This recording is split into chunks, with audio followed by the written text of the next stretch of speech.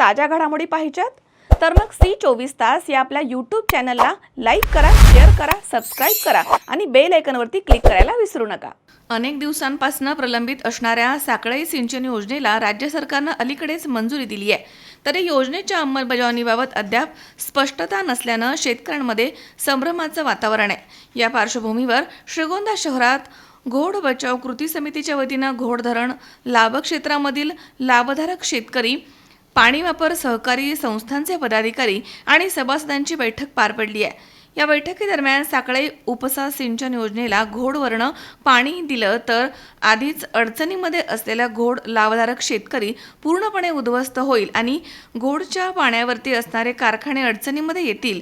साकळई योजना व्हावी यासाठी आम्हीही आग्रही आहोत, मात्र आमच्या हक्काचं पाणी आम्ही देणार नाही।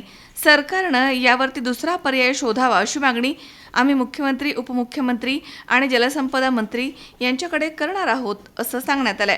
या बैठकीच्या प्रसंगी काही शेतकऱ्यांनी आणि सामाजिक कार्यकर्त्यांनी दिलेल्या प्रतिक्रिया आपण पाहूयात।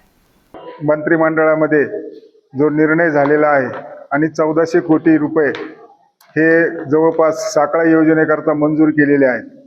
साकळई योजना व्हावी याकरता आमचा कोणाचाही या ठिकाणी विरोध नाही, परंतु आम्ही घोड धरणामध्ये पाण्याची उपलब्धता आहे का याकरता सर्व प्रकारची माहिती या ठिकाणी घेऊन आम्ही योग्य त्या जलसंपदा अधिकाऱ्यापर्यंत आम्ही पोहोचणार आहोत।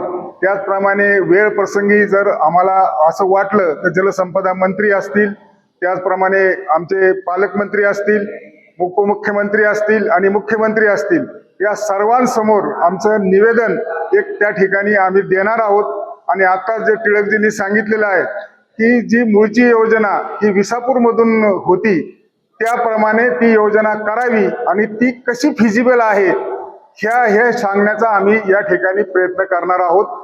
आणि जर शासनाने आम्हाला या गोष्टीबद्दल निर्णय दिला नाही योग्य वेळी तर आम्ही या ठिकाणी न्यायालयीन लढाई सुद्धा करणार आहोत। आज श्रीगोंदा या ठिकाणी घोड लाभ क्षेत्रातील सर्व शेतकऱ्यांची बैठक, अत्यंत महत्त्वाची बैठक पार पडली। खरं तर मागच्या अनेक वर्षांपासून श्रीगोंद्याच्या दुष्काळी भागातील शेतकरी, मांडवगण आणि परिसरातील शेतकरी साकळई उपसा सिंचन योजना मागत होता। मागच्या राज्य मंत्रिमंडळाच्या बैठकीमध्ये या योजनेची घोषणा झाली आणि पालकमंत्री राधाकृष्ण विखे पाटील साहेब यांनी जवळपास 1200 ते 1400 कोटी रुपये या योजनेसाठी मंजूर केल्याची बातमी वृत्तपत्रांमध्ये आली। खरं तर साकळई उपसा सिंचन योजना जी आहे ती योजना घोड धरणामधून कधीही यापूर्वी मागण्यात आली नव्हती किंवा आम्ही सुद्धा साकळईच्या उपसा सिंचन योजनेच्या आंदोलनामध्ये सहभागी होतो। अगदी ही आंदोलन आझाद मैदानापर्यंत घेऊन जाण्यासाठी मी असेल, आमचे धनंजय शिंदे असतील, रवी लाटे असतील, खेंडके महाराज असतील, देशमुख साहेब असतील, अशा अनेक मंडळी अनेक दिवसांपासून प्रयत्न करत होते। आणि खऱ्या अर्थानं आता साकळई उपसा सिंचन योजना होईल आणि जिरायत भागातल्या शेतकऱ्यांना पाणी मिळेल अशी अपेक्षा निर्माण झाली होती। असं असताना अचानकपणे ही योजना घोडवरून करायची ही बातमी ज्यावेळेस आली त्यावेळी मनामध्ये प्रचंड मोठा संभ्रम निर्माण झाला। त्याचं कारण असे की आताच भैयाजींनी जसं सांगितलं की घोडमध्येच आता उपलब्ध पाणी साठा हा कमी आहे। असं असताना परत या वर्षी, मागच्या वर्षीपासून ज्या काही जलजीवनच्या पाणी योजना झाल्या त्या सगळ्याच्या सगळ्या पाणी योजना श्रीगोंदा तालुक्यातल्या, म्हणजे श्रीगोंदा शहराची मोठी पाणी योजना असेल, काष्टीची असेल, मडेवडगावची असेल, लोणी व्यंकनाथची असेल, त्याचबरोबर शिरूर तालुक्यातल्या उपसा सिंचन योजना असतील ज्या की जलजीवनच्या माध्यमातून होत आहेत, हे सगळंच सगळं अतिरिक्त पाणी पुन्हा पुढच्या वर्षीपासून हे घोड धरणामधून कमी होणार आहे। त्याचबरोबर विस्तारित MIDC ची कामं सगळीकडे रांजणगाव, शिरूर भागामध्ये मोठ्या प्रमाणावरती सुरू आहेत, तिथं देखील पाणी जाणार आहे। शेतकऱ्यांची पाण्याची डिमांड वाढलेली आहे। 2 रोटेशन, म्हणजे जुने लोक सांगतायत की घोड कालव्याला 7 वेळा पाणी यायचं, म्हणजे 7 रोटेशन व्हायचे। आता 2 रोटेशन सुद्धा परिपूर्ण होत नाहीत। 3ऱ्या रोटेशनला प्रत्येक वेळी आंदोलन करावं लागतं। अशी परिस्थिती असताना याच्यामधलं पाणी परत जर साकळई उपसा सिंचन योजनेला दिलं तर घोडलाही पाणी पुरणार नाही आणि साकळीला सुद्धा पाणी जाणार नाही, अशी एकंदरीत परिस्थिती आहे। त्यामुळं हा जो काही प्रकल्प आराखडा कुणी तयार केला त्यांनी सरकारला खोटी माहिती दिली, अशी एकंदरीत सगळी परिस्थिती आहे। अतिरिक्त 2 TMC पाणी दाखवलेलं आहे साकळीमध्ये, घोडमध्ये, आणि ते पाणी साकळीला ओव्हरफ्लोचं पाणी द्यायचं अशा पद्धतीची सगळी योजना आहे। आणि त्यामुळं शेतकऱ्यांमध्ये प्रचंड मोठ्या प्रमाणामध्ये संभ्रमाचं वातावरण तयार झालेलं आहे। त्यामुळं या बाबतीत आम्ही जनजागृती करून लवकरच महाराष्ट्राचे जलसंपदा मंत्री असतील, उपमुख्यमंत्री असतील, त्याचबरोबर मुख्यमंत्री असतील यांना आम्ही सगळ्या शेतकऱ्यांचं शिष्टमंडळ घेऊन भेटणार आहोत. हा सगळा कागदोपत्री आराखडा हा समजून घेणार आहोत आणि याबाबतचा जो काही अभ्यास असेल तो अभ्यास आता काकडे नाना यांच्या मार्गदर्शनाखाली हा सगळा सुरू होईल.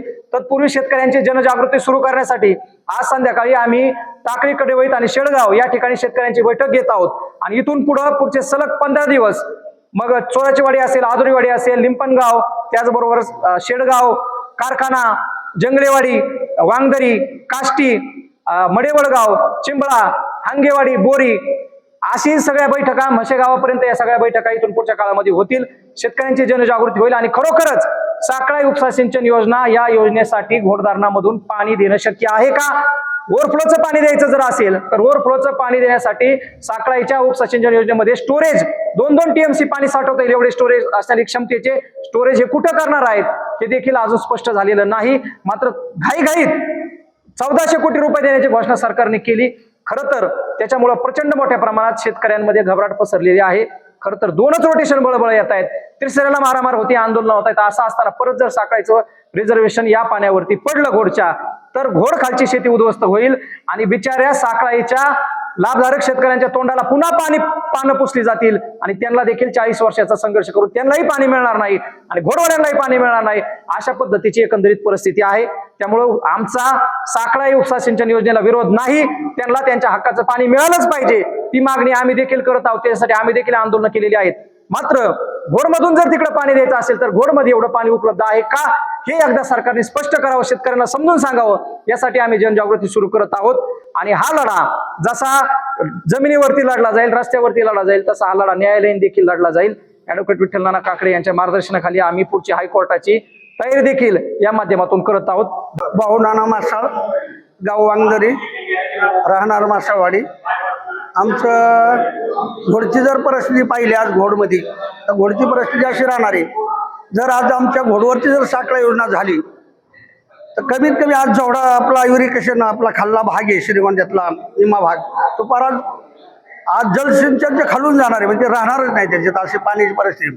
एक तर आम्हाला उन्हाळा आवर्तन 2च मिळत्या आणि 2 आवर्तनमध्ये ती पूर्ण मिळतं कधी नाही मिळतं अशी परिस्थिती त्या घोडची झालेली आहे. आणि आताही सुद्धा राहिलेलं पाणी जरी शिल्लक वाटतं, शासनाला वाटतं त्यात पाणी शिल्लक आहे, पण ते घोडचं धरण होऊन किती वर्ष झाले त्याला आणि त्या वर्षापूर्नंतर त्या घोडचा किती पाणी साठा होता, आज किती पाणी साठा आहे, त्यातून त्या पाण्यामधून उपसा किती आहे, खाली येतंय किती इरिगेशनला, कॅनेलला किती येतंय, त्यातून हे सगळा आराखडा गव्हर्नमेंटने केला पाहिजे आणि त्याच्यानंतर त्याच्या उपसा योजना करा ना तुम्ही. आणि तुम्हाला कुठून मार्ग असेल ते काढू शकता तुम्ही, पण ह्या त्यातून घोडमध्ये काहीच नाही. कारण घोड धरण ही किती वर्षापूर्वीचं धरण आहे, त्याच्यामध्ये आज किती साठा शिल्लक आहे. सरकार बोलतोय की जे ओरफोचं पाणी आहे ते आम्ही साकायला देणार आहेत. घोड झापतात त्यांना काही अडचण वर फुलचं पाणी शिल्लक नाही.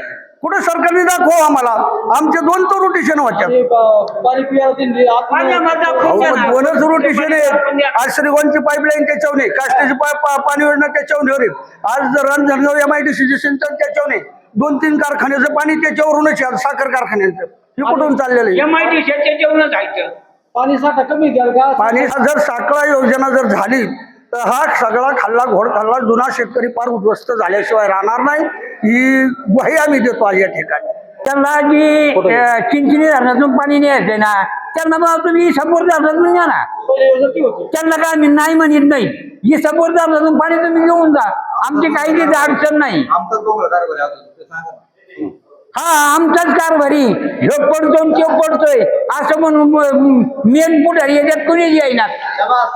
ओव्हरफ्लो संदर्भात काय म्हणले? नाही वर फुल पाणी शिल्लक नाही, वर फुल पाणी शिल्लक नाही, वर फुल पाणी शिल्लक नाही. वर फुल पाणी समजा उडवलेलं आहे MIDCनी आणि पाईपलाईनींनी. पहिलं ते खासदारचे इलेक्शन झालं का त्या टायमाला आम्ही खेपाटलांना पाळलं किंवा राजकीय स्वरूप त्यांनी ह्या बोर्डवर लावलेलं आहे. ह्याच्यात बाकीचं काही नाही. त्यांनी ते लावलं साखळा यावरना चुकून उपलब्ध केली. कारखान्याला जातं ना, श्रीगोंदा कारखान्यावर पाणी ठीक आहे.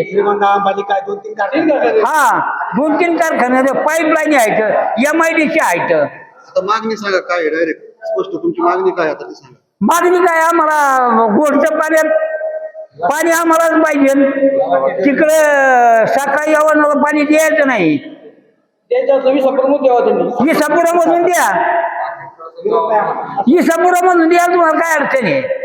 सुहास कुलकर्णी, सी 24 तास, श्रीगोंदा.